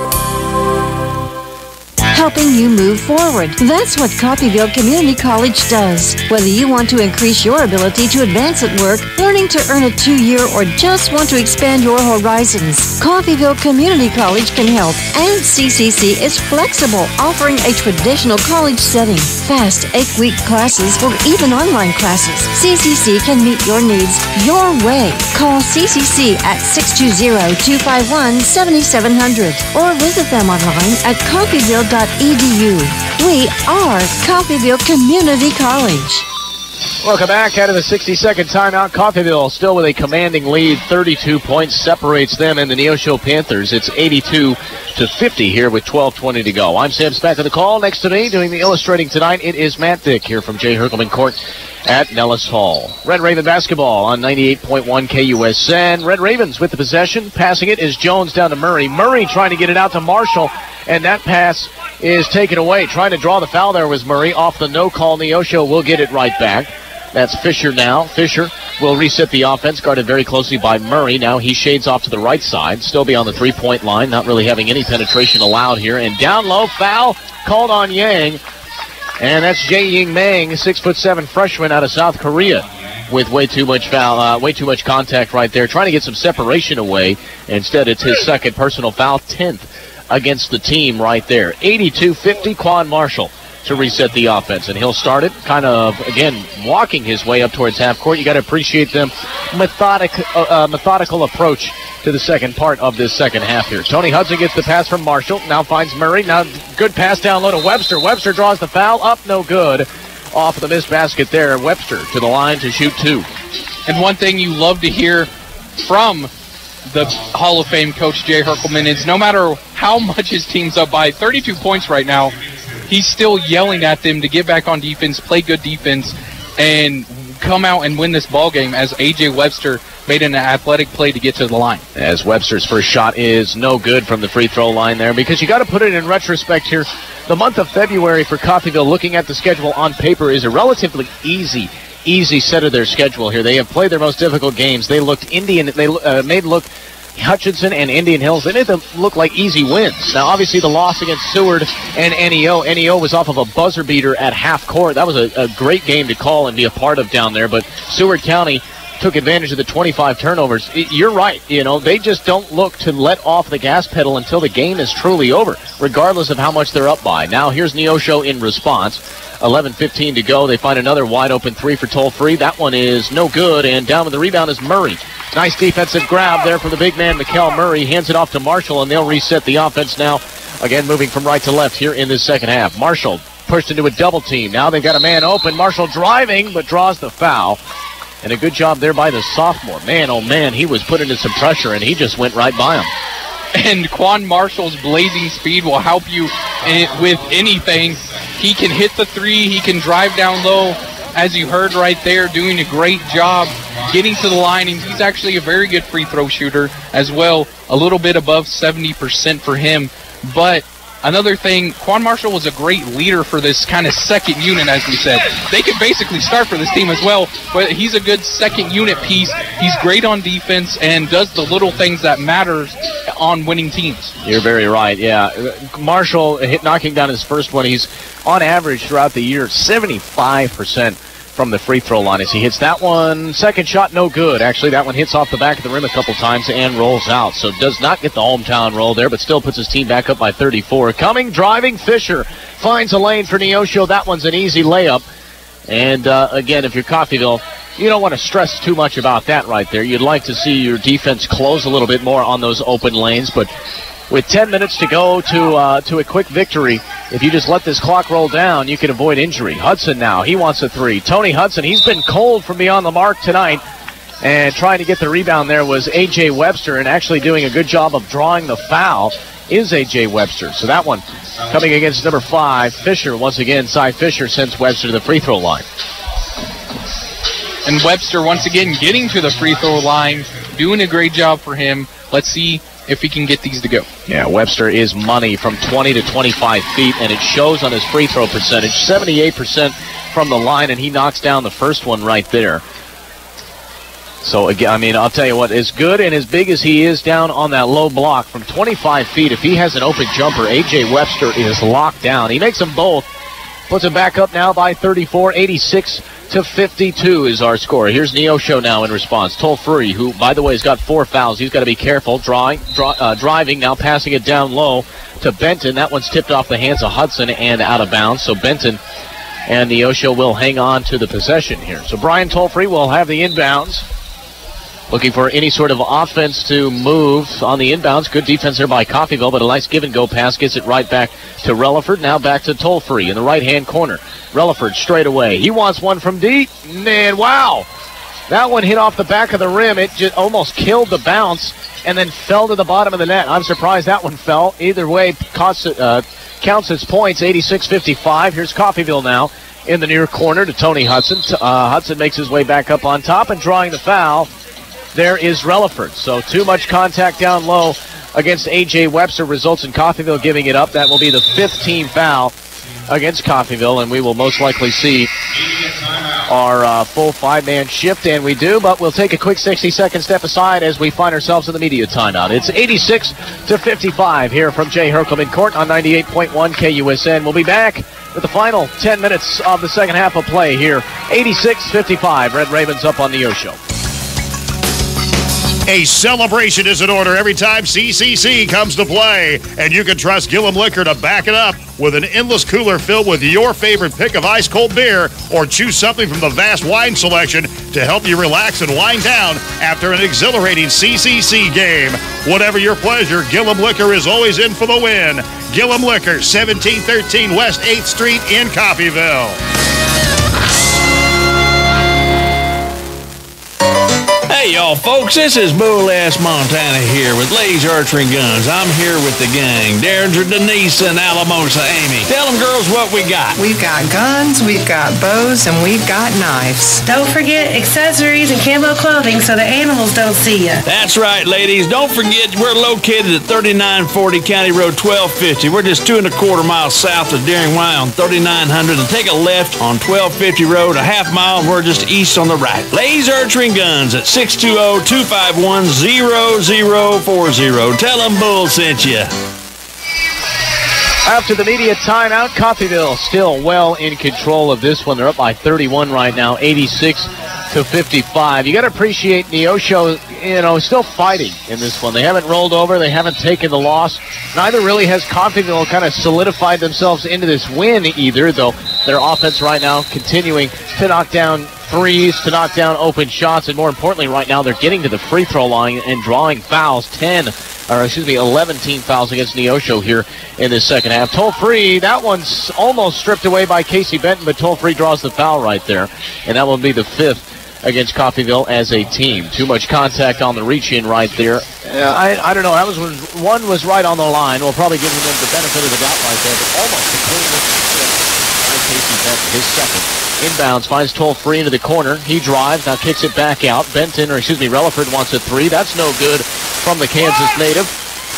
And off of the rebound, Manny Crump gets it to Brewer. Brewer now to Marvin Johnson as that starting 5 back out there on the floor. And a foul against Taliaferro, actually, as Manny Crump was driving down in towards the paint. So Taliaferro, I believe, is at 4 fouls. And that will send Crump to the free throw line for 2.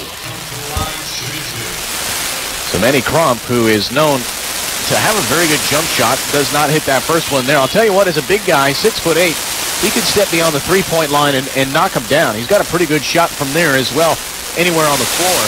Where I've seen him really be most effective is second chance opportunities. He goes up, fights for those rebounds, and then does a good job of kicking it back out to his team for open threes. Seen that multiple times this year. He does hit the second one, 87-55, after the made second shot there, and that will bring Toll-Free up. Toll-Free now picks up his dribble, so he has to get it off to Relaford. Relaford almost loses it, but he regains possession. Now back to Benton, straight away. Benton looks right to Toll-Free. He drives into the paint. He goes tipped away by Crump. Now Brewer picks it up, 3-on-2 to Marvin Johnson to Crump. That one driving up and in, and the foul. Manny Crump to the free throw line for a 3-point play. And talking about Manny Crump, you heard right there, using his body, using his size, getting an and-one opportunity. And to go back to how the big man can step from 3, 38% on the season. You usually want to hit around that 40% to say that you're a really good 3-point percent shooter. But for a big man, like you said, 6'8", can really shoot it. But he is really good on that low block, doing a great job, getting an and-one opportunity. Let's see if he can get these to go. Yeah, this would put his team at 50. Not only that, but the leading scorer over on the opposing side for Neosho has fouled out. Taliaferro makes his way to the sideline. Missed 3-point play there, but again, an impressive bucket by Manny Crump puts them up 89-55. Off of the miss, here is Neosho. They'll swing it around. Fisher now driving on the baseline. Pull-up jumper from 25 feet, no good. And again, ripping down the rebound, there's Manny Crump. Crump gets it off to Brewer. He drives. Little hook pass out to Benton. He's got all day to shoot that three. And rightfully so, he knocks it down. Makes it look easy. 92-55 after the made bucket right there. And I'll tell you what, Casey Benton probably could have sat down, made a sandwich, and then taken that shot right there and still had time. Great separation by CCC. Finds an easy shot. 8:30 to go. Here's Neosho driving. Denied, but wow, they're going to call the foul on Manny Crump. And nobody agreeing with that one. Manny Crump called with a foul right there. That looked like a clean one to me, man. Definitely 100%. And now the refs are making me mad. You're making me hungry. I just want to sit home and get done with this game. I'll tell you what, yeah, it's been in good control of this one. Obviously, the last 8.5 minutes, hopefully, Coffeyville can burn pretty well through with their shot clock and some good strategy here through the second half, though he does only go 1 of 2 that time. So that is Arkel Williams, who has spent quite a bit of time at the free throw line tonight. He goes 1 of 2 that trip, 92-56, passing it to Queen at the elbow. Pull-up jumper, that's no good. Manny Crump, offensive rebound, kicks it to Johnson. Johnson now to Brewer. Brewer will drive into the paint. He goes, now dumps it off to Queen, who slams it home. And Keon Queen with another deuce, 94-56. Almost ripping down the backboard right there. Keon Queen, once again, a very athletic play and a great job by C.I. Fisher. How about that? Athletic move down there. He was a blur right there. He was. He went coast to coast, just ran by everybody on the defense. Easy layup. Speaking of that, here's Benton driving. Benton draws the foul and will head to the free throw line for a couple of shots here. Really, really got to appreciate Coffeyville doing as much as they have in terms of getting Neosho into foul trouble. Obviously, that really only pertains to a game that's actually close, is when you get players into foul trouble and you have to force players off of the team or off of the floor. But I'm impressed. Normally a team that just kind of sits beyond the three-point line and doesn't drive and doesn't draw fouls tonight. They've gotten to the free strike quite a bit. As Casey Benton at the free throw line, he will hit his first. Waiting on the second now from the 71% free throw shooter, and he knocks them both down. So a good job there from the sophomore Benton. As Benton out of Clarksville, Arkansas, like you had mentioned, Matt, just a bit ago. But here last year, we saw more point scoring out of him. But, man, he is just settled into a great team player and one of the leaders on the team as well. Bad pass from Neosho goes out of bounds. And it looked like Marvin Johnson almost thought about sticking his hand out in front of that to take the steal away. Instead, he realized it was going out of bounds. And with the out of bounds, Tevin Brewer will now bring it back up for Coffeyville. Looks right to Johnson. He heads back up towards that center circle. Hands it off to Benton. Full court alley-oop to Marvin Johnson. Casey Benton, Marvin Johnson on the same page. And with that, they go up by 40, 98-58. And you kind of, Matt, I don't know if you saw that little glance they gave each other right at half court is now driving. Here's Benton on the other end drawing the foul, going up for the 2. Manny Crump called for the foul, but that little gleam in his eye, Marvin Johnson looked at Casey Benton and said, you know where I'm going. And what a jam that was. And the alley-oop, to me, is one of the most beautiful plays in the world, just because it takes more than one thing. You got to get the perfect pass. You got to get the man cutting to the basket. And, of course, you got to finish it with the slam.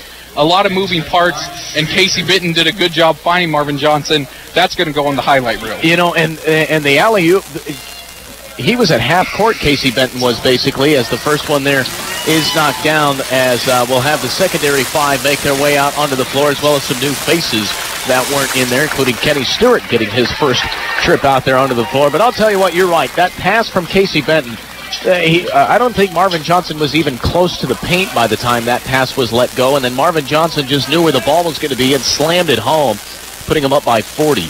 So, Benton did not hit the first. He tries for the second, and he does hit that one. So he goes 1 of 2 from the strike here. Here's your 5 on the floor, as it looks like Neosho would like to try a 2-1-2 full-court press. Kenny Stewart with the basketball. He brings it up as number 11. Hands it off to Quan Marshall. It's Stewart, Marshall, Jones, Murray, and Kamani Dunham out on that low block. Here's Jones now. Hands it off to Marshall, standing on the Jay Herkelman side. Back to Jones, fires that one into the corner to Stewart. He makes his way down low to Dunham. Dunham muscles his way to the low block and the 2 points. And they get to 100-59 with 6:45 to go in this one. And I don't know if Danny Marcuzzo, the SID, was being generous enough when he said 104-65. And just like that, an easy floater put up down here by Arkel Williams results in an easy 2 points for Neosho. But up by 40 You don't want to try and pressure Neosho too far into difficult shots. You don't want to not play defense, but also you want to come down and just burn this clock. Jones driving now. He draws the foul, as I believe this one now will be against number 1, Davion Benton. So Benton with his third personal foul tonight. Jones will be at the free throw line once again. He's a good three-point shooter. Well, we'll just go ahead. He's just a good shooter out there, Matt. I'll tell you what. From the free throw line, anywhere on the floor, and the top percentage from beyond the three-point line in the KJCCC Eastern standings. The first one from Jones knocks it down. And Jones last year really started quite a bit for the season, and this year not starting as much, but you can tell he's okay with that. He's okay with winning games, coming off the bench, getting about 8 points a game, doing a great job of just being a team player, and you can see him just enjoying himself as he knocks down both of those. It's 102-61 with about 6 minutes to go in the second half. Yeah, very happy to have both of those right there as Neosho will bring it back up, down 102-61 now. Driving, but called for the foul, drawing the foul.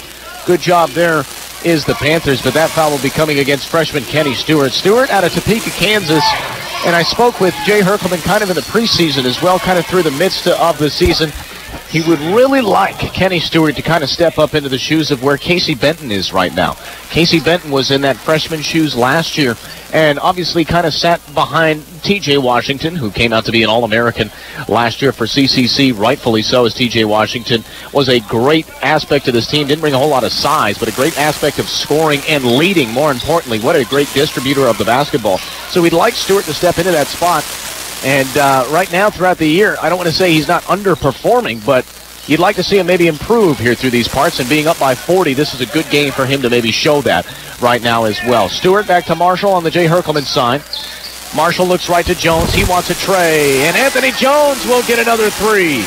105-62. And the inbound from the baseline here for Neosho trying to respond. And Anthony Jones, I like how he does that little kind of fade away on his back foot. He makes it look so beautiful. Nothing but the bottom of the net, and another three-pointer for this hot Red Ravens team. Neosho comes down in a quick turnaround. Nice Arkel Williams from about 15 feet. Makes that an easy 2 points. 105-64. And again, Coach Herkelman over here, regardless of being up by 40, is demanding for better defensive play. Quan Marshall stuck into a double team, so he hands it off to Stewart. Stewart to Jones in the near corner. Jones kicks it back to Stewart. Kenny Stewart for three. No good. Front of the iron. And a missed opportunity there. You can tell this Red Ravens team, especially when they're up as big as they are right now, they like to get everybody involved. Foul called. Almost made the basket. Man, that would have been an impressive 2 points right there. But a foul against Anthony Jones will result in 2 shots coming up here for Jay McMillan. But, yeah, you got to appreciate, especially when they're up by 40, they try and get guys like return player Zed Lee, Kenny Stewart out there onto the floor.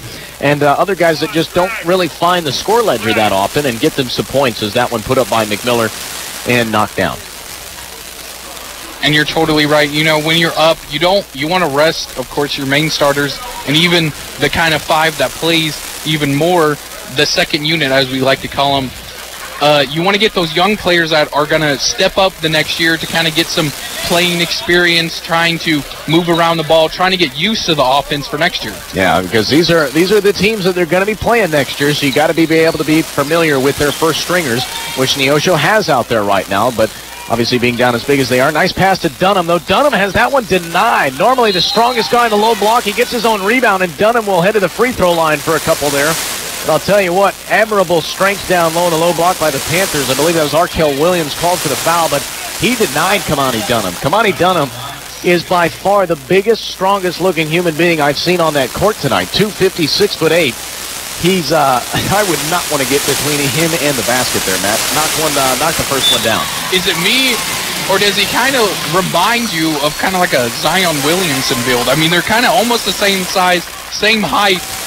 Both are very muscular, too, and use their strength very well. Yeah, if we can kind of call back, obviously, despiting the injury, despiting the lackluster NBA performance, if anybody remembers a Greg Oden, just a similar, just a wall basically running down the middle of the court like Greg Oden was, is Kamani Dunham. Can't hit the second one there, and they're up by 40 now. That one tips off of Marshall last, as Toll-Free was driving on the baseline, and Marshall kicks it out of bounds, and Coffeyville will give the possession, or well, actually Neosho will hang on to the possession. Look at that, Zed Lee out onto the floor as well. So they've got Dunham, Lee, and Kenny Stewart. Those three guys don't get a whole lot of playing time out there. We'll see. Can they get onto the scoring ledger? I'd love to see. Obviously, Jackson Miller undressed with the injury.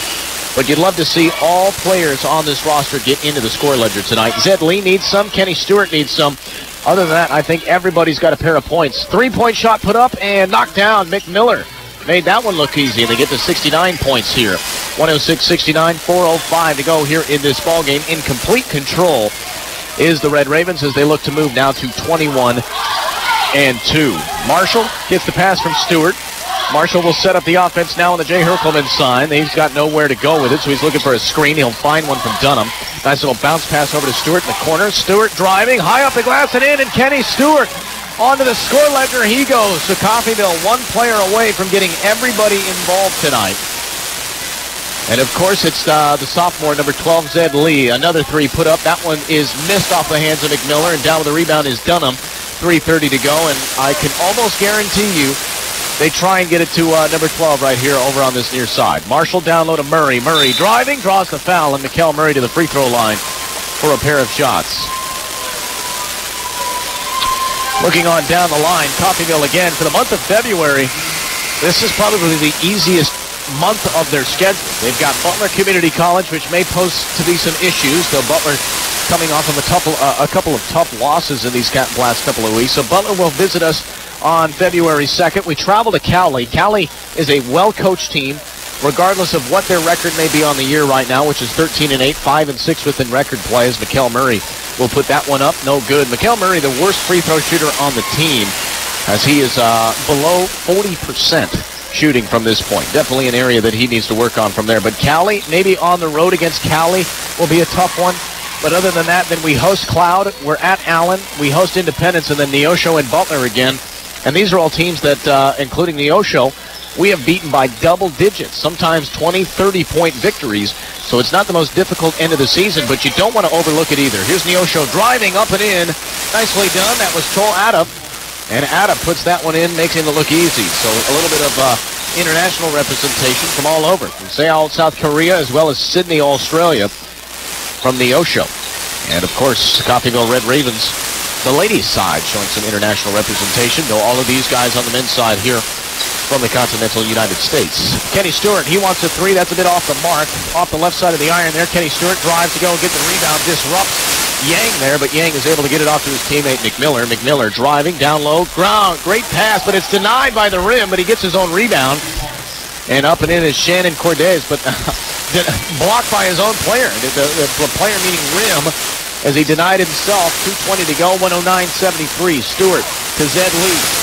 Lee, the only one without points tonight on the roster for the Coffeyville Red Ravens. Stewart trying to get it to Lee. Lee doesn't have enough separation. Now they find Marshall. He does. He takes the three. That's no good. And foul on that low block will be Chol Adap. And with that, it's a foul against CCC. I believe that puts Neosho fully into the double bonus, and it will. Second against Mikkel Murray. 10th against the team, and we'll have two automatic shots here for Chol Adap. 6'4" freshman again out of Sydney, Australia. So Adap once again, this team on the year, very similar with Coffeyville, shooting 68% as he knocks down his first one. But 68% from the free throw line. Adap in particular, not the best free throw shooter. He's below 50% at 44. So he makes that one look easy. Second one is knocked down. Rattled around the rim a couple times, but still falls to the bottom of the net there. 109-75 after the two free throws, with now 120 seconds till we head to 21 wins on the year. Looking on down the line, we play, that is Neosho's schedule right there. We play Butler at home next on the schedule. We'll have more on that in the postgame. Driving, and a charge called there. I believe that's Kenny Stewart over here. Sorry, I was a bit blind, but yes, Neosho doing a good job drawing the foul right there against Kenny Stewart. His second personal on Stewart, and the charge results in a turnover, and we'll head back this direction for Neosho. McMiller will bring it up, left-hand dribble. Now he looks right. That's Relaford. Relaford pushed him a double team, so he's got to get it off to his man, Adap. Adap driving down the low block, kicks off of Marshall's leg. And great defense there by Marshall. Man, I'll tell you what, Quan Marshall, even last year, just a lockdown defender, especially on the secondary five. Normally you see your top defenders within that starting five, but man, oh man, I'd put him in the top three of their best defenders out there, no doubt about it. Here's the inbounds for Neosho. They'll kick it way out towards center circle. That's McMiller rather. McMiller will hand it off to Cordes. Cordes will drive down low to Adup. Up and no good. Missed the layup from Adup, but he gets his own rebound. That one's going up, denied by Dunham, but it's going to be a foul called on Kamani Dunham. And at this point in the game, you got to love to see the effort and the expression out of such players like Zed Lee, Kamani Dunham, and Kenny Stewart. But up by 40, you got 90 seconds to go. Why foul there? Why foul there? It's questionable. That's the second one on Kamani Dunham. First shot up by Adup is no good. So nonetheless kind of results in a beneficial foul as it keeps Neosho off the board, but really non-threatening Neosho Panthers team at this point. 76 points it pushes him to with that free throw.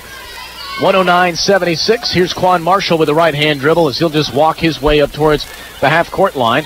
Kind of peering off to the right side. Now he'll come up towards the top of the key, trying to get a alley-oop. Nice pass to Murray. Murray did not get the alley-oop, but he came down, planted himself, and put up a layup. And he moves his team now to 111. 111-76. 60 seconds to go. Finally, down to the final minute of this one is Neosho down. That one's tipped away. Stolen away. Kamani Dunham on the steal. Now gets it to Marshall. Marshall to Stewart. Stewart coast to coast. Stuffing in. And a great job there by number 11. Kenny Stewart using his speed to get by the defense. 113-76 driving. Here's Neosho, and a foul called again on Mikkel Murray. And I'm not sure if it's trigger happy by the officials. They have been all night. Actually, they're going to say that one's on Quan Marshall. They've been even with these calls, but with 60 seconds left, you'd think they'd be more lenient with the whistle. Is it me, or did he kind of like take 7 steps before they called that foul? But either way, careless. No, you got to keep your feet moving, but as well, you can't miss a traveling call it's that blatant. You know, just right in front of your face, he's taking like 5 or 6 steps, and then you're gonna call the foul. But either way, you know, Red Ravens a great win. 47 seconds to go. Let's just close out the game. Burn some clock. 26 seconds left on the shot clock, you know, under 40 seconds to go in this game. Let's just take it home and make it 9 straight wins now. Yeah, if you are Coffeyville, I think the only thing you may be concerned about is getting Zed Lee the basketball and getting him some points. Now they do get him the basketball. Nice little behind-the-back dribble. We'll kick it back out to Stewart. Stewart now for 3. Kenny Stewart from long distance. 116-77. Shot clock is dead. And just like that, I think we've got ourselves our 21st victory on the year. And it looks just like that. Relaford in the offense. Ken now hands it to Adup. Adup is denied, though they're going to call it a foul. Late foul again. The denial came, and then once the basketball handed to Mikkel Murray, it was called a foul. And like you said, why call a foul 11 seconds left? Just let him run out the clock. There's no reason to call fouls this late in the game when the game's already over. Yeah. Let's just go home and let these kids go to bed. Yeah, I made a mistake there. It was not on Dunham. Dunham was actually the one fouled. So I was kind of questioning the foul against Dunham there, but it was actually on Adup. Adup came down and swatted the ball away from Dunham, and they're going to say he made too much contact right there. So it is Dunham to the free throw line, knocks down his first one. And I'll tell you what, an impressive job by Kamani Dunham tonight off of the bench that he has done. He's been a player all year long that suffered with an injury to start the season, was expected to maybe even be a part of the starting 5, but man, he has really filled into his shoes as a essential part of the second 5. That's no good from 3 off the hands of Relaford, and there is your ball game. 117-77. The men's basketball team moves to 9 wins in a row. They moved to 21-2 on the year, and a dominant offensive showing tonight.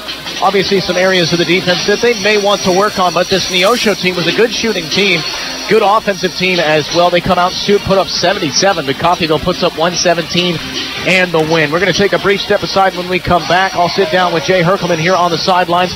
It'll be my first time speaking with him since his big number 622. We'll break down this game and the next couple of games, as I don't want them to overlook the month of February. After that, Matt and I will break down this game statistically, giving you our players of the games and our preview on down the line for what 98.1 KUSN has in the next upcoming weeks. 117-77. Coffeyville gets the win. Back in a minute with the head coach interview with Jay Herkelman.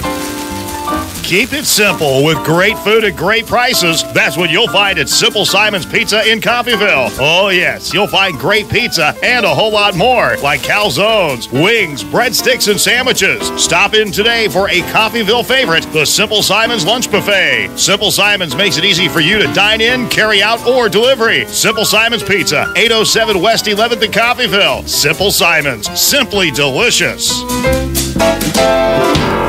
When it comes to a time of loss, more folks around here trust and rely on the David W. Barnes Funeral Home. It could be because of their compassionate care. It could be because of their guaranteed superior service, or maybe because of their fair and honest prices, or just maybe for all of these reasons, more folks trust the David W. Barnes Funeral Home during a time of loss. The David W. Barnes Funeral Home at 306 North Klein in Coffeyville, an independent, family-owned business. Everyone looks forward to a good meal. That's why we do dining differently at Windsor Place. We call it 7 to 7 dining. Residents can come to the dining room anytime between 7 a.m. and 7 p.m. for a home-cooked meal of their choice. 3 specials are available throughout the day, along with a full menu, including all-day breakfast. If residents need a treat between meals, they can visit our self-service snack pantries. Come see what makes Windsor Place different at mealtime. Call 620-252-4929. Welcome back here on 98.1 KUSN. I'm Sam Speck on the sidelines here after a big victory tonight, 117-77. The men's basketball team gets the win, as do the ladies. We'll hit on that in the postgame report. But here I'm joined on the sidelines by head coach Jay Herkelman as, wow, what a dominant win. Offensively, you guys came out shooting, no doubt about it. I knew you were a good shooting team, but 77% from the floor in that first half. I'm sure you yourself was a little impressed with that number. Yeah, I mean, we've had some good first halves. Cowley, Allen, but this one here, I mean, we got it going. We were guarding and got going on a fast break, and then they were finding people, and we looked at halftime, and the forwards combined for 15 for 15 from the floor to go along with shooting the three well by our guards. So, I mean, that's just, it's fun to watch.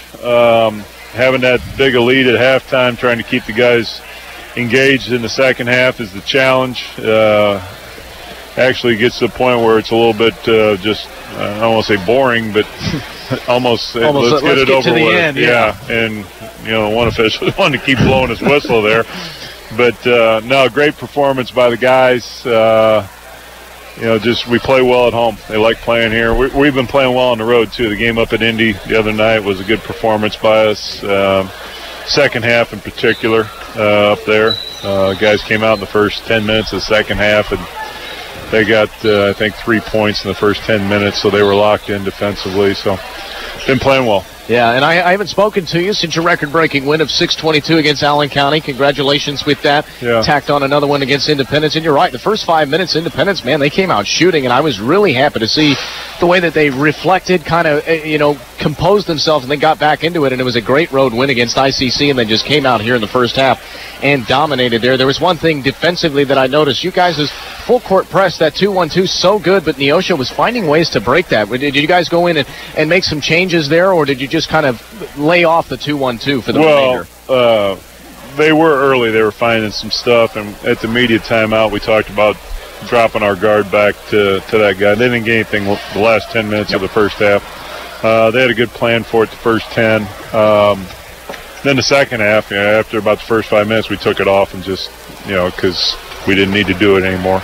So we were back in our just our regular half-court man-to-man at that point. Yep. Yeah, you guys, I love the little shift that you go to, whatever's working best, man-to-man zone, that full-court press, whatever works with that. Looking on down the schedule, February isn't the most intimidating part of your guys' schedule. How do you guys keep them, like you had mentioned, the second half almost sometimes does get a little bit boring with you guys. How do you guys keep yourselves motivated for this month of February, who you're playing Neosho again, Independence again, Cali may be a challenge on the road there, but these are teams that you have beaten pretty easily on the year. That'll be the challenge. Believe me, us coaches, we've already started talking about it. And this team has been good about staying focused and playing hard and guarding. And tonight, we rebounded the ball so well the first half. Neosho had one offensive rebound in the first half. But that's just the message of just continuing to do that. And because when we play hard like that, it's a lot of fun. They're having fun, just like the first half. I mean, it's just fun. You know, they're out there, they're engaged, they're playing hard defensively, they're rebounding, they're running fast, they're finding a guy.